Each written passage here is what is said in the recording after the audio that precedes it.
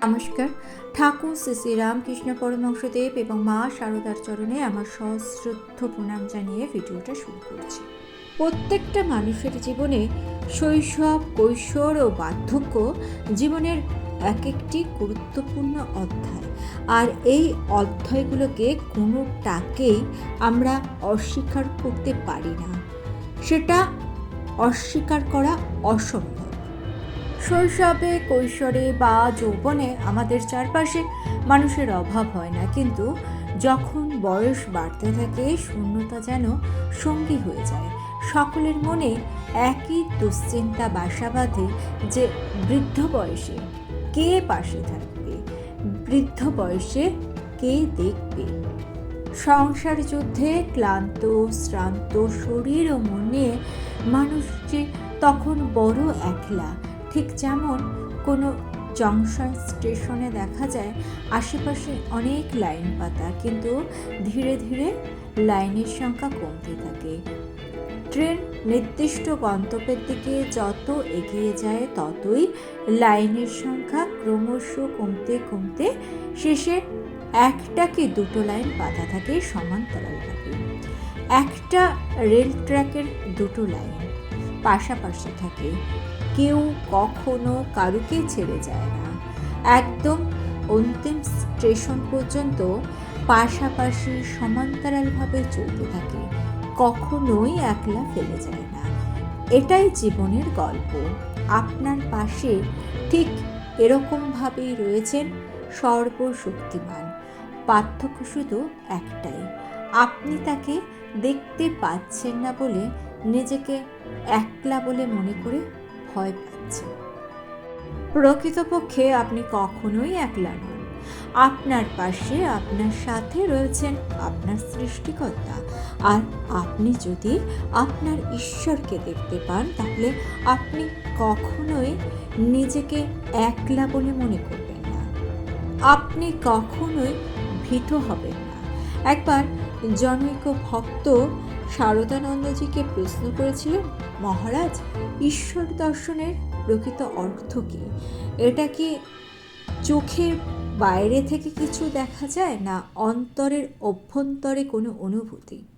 মহারাজ উত্তর দিয়েছিলেন, এটি একটি উপলব্ধি, অন্তরের মধ্যে অনুভব।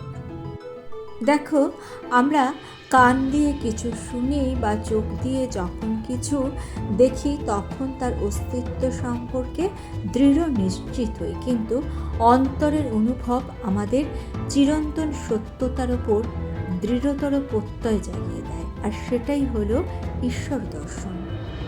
ভক্ত প্রশ্ন করলেন, এই ঈশ্বর দর্শন কিভাবে হবে? কিভাবে আমরা ঈশ্বরকে দেখতে পাবো? মহারাজ হেসে উত্তর দিয়েছিলেন, ঈশ্বর চিন্তায় মনকে একাগ্র করো আর বিবেক ও বিচারের পথে আত্মবিশ্লেষণ করো, তাহলে ঈশ্বরকে তোমরা নিজের অন্তরে অনুভব করবে। নিজের অন্তরের মধ্যেই তোমরা ঈশ্বরের দর্শন পাবে। সেই ভক্ত তখন মহারাজকে বলছেন, মহারাজ, এ তো অসম্ভব, এ কী করে সম্ভব?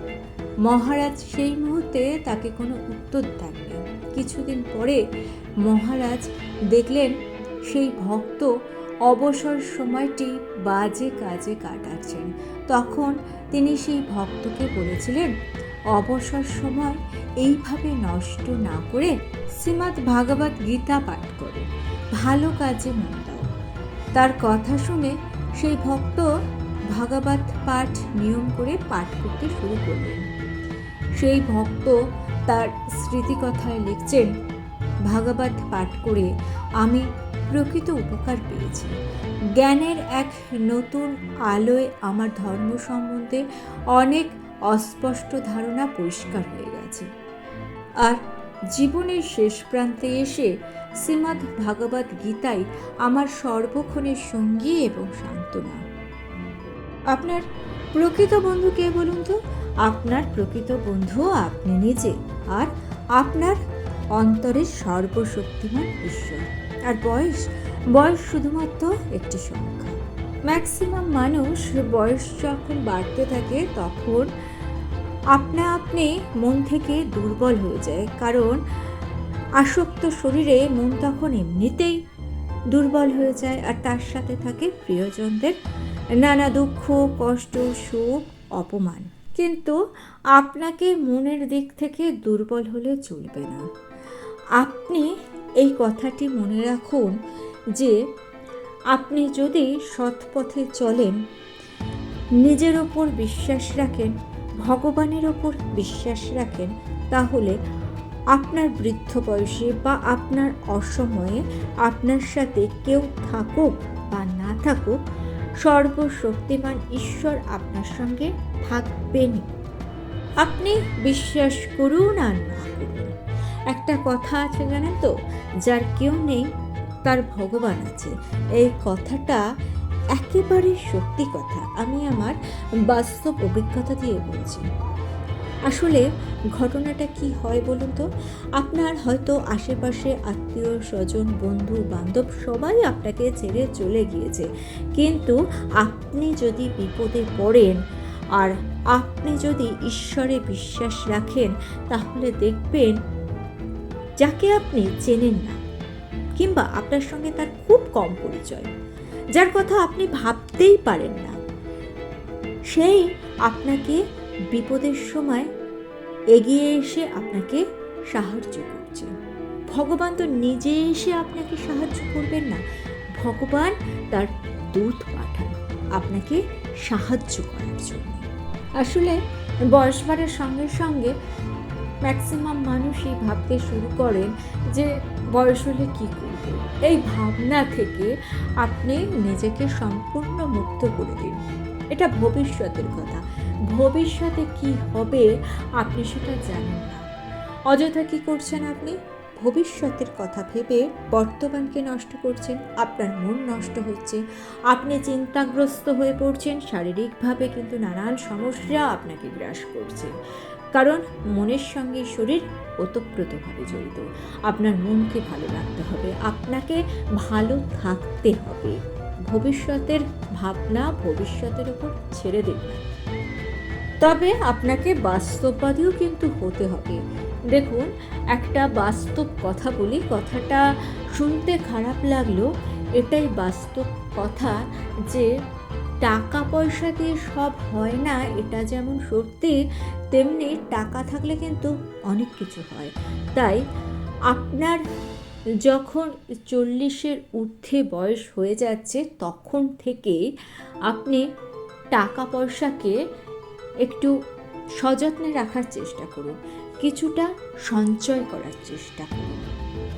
যে আপনার যত প্রিয় মানুষ, কাছের মানুষই হোক না কেন, তাকে বিশ্বাস করে আপনি আপনার অর্থ সম্পত্তি আগে থেকে দিয়ে দেবেন না। আপনার অবর্তমানে কাকে দেবেন সেটা আপনি নিশ্চয়ই স্থির করে যান, তবে আপনার বর্তমান সময় আপনার গচ্ছিত সম্পত্তি, টাকা পয়সা কারুকে দিয়ে ভুলটা করবেন না। একবার এক ভক্ত স্বামী সর্বপ্রিয়ানন্দজিকে প্রশ্ন করছেন, নিজের পাশাপাশি সবাইকে ভালো রাখবো কীভাবে মহারাজ? আধ্যাত্ম পথে নিজেকে ক্রমশ উন্নতি করতে চেষ্টা করলেও এই যে চারিপাশের মানুষের এত কষ্ট, শোক, এসব দেখে খুব বিহ্বল, অবসন্ন লাগে, বিব্রত হয়ে পড়ি, কী উপায় রয়েছে? মহারাজ উত্তর দিয়েছিলেন, সত্যি বলতে কি, এমনটাই তো হওয়া উচিত। একজন সংবেদনশীল মানুষ এভাবে ভাবতেই বাধ্য, তার এভাবে ভাবাটা উচিত। মানুষ যদি অন্যের কষ্ট অনুভব করতে নাই পারল, সে তো পাষাণ হৃদয় হয়ে গেল। আসলে কি জানো তো, আমাদেরকে সংবেদনশীল যেমন হতে হবে, ঠিক তেমনভাবে হতে হবে বাস্তববাদী। অন্যের দুঃখে অবশ্যই দুঃখী হবে, কিন্তু ভেঙে পড়লে তো চলবে না। তোমার নিজের আধ্যাত্ম পথে তোমাকে সবসময় প্রতিষ্ঠিত থাকতে হবে। তোমরা তাহলে তোমাদের ব্যক্তিগত সুখ তাপ থেকে উত্তীর্ণ হতে পারবে। আধ্যাত্ম পথই একমাত্র পথ, যে পথে সবসময় নির্ভীক থাকতে পারবে। সময় যেমনই আসুক না কেন, পরিস্থিতি যতই কঠিন হোক না কেন, তোমরা কোনো পরিস্থিতিতেই ভয় পাবে না, থাকবে সবসময় শান্ত, সুন্দর।